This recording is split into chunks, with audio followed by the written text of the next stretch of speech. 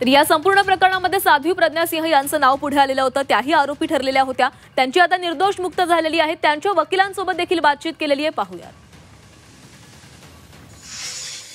प्रज्ञा सिंह साध्वी यांच्या सोबत यांच्या बाजूने लढणारे वकील उमेश वालझडे आहेत। आपण त्यांच्याशी बोलूयात। न्यायव्यवस्थेवर पूर्ण विश्वास होता, त्याप्रमाणे आज सर्व आरोपींना न्याय मिळाला, परंतु काळ फार गेला हो। एक तर 12 वर्षाचं, त्यानंतरचे अनेक वर्षे गेले। अतिशय यातना बघून निघाले सर्व आरोपी।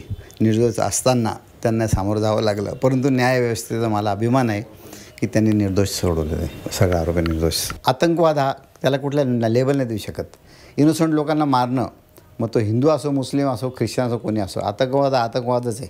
केवळ त्याला लेबल द्यायचं आणि तुम्ही त्याला नाव देऊन टाकायचं भगवा आता याचे खोटे। पहिल्या दिवसापासून म्हणत होतो की हे काही राजकारण्यांनी क्रिएट केलेली स्टोरी की हा भगवा, आता कसला भगवा आतंकवाद?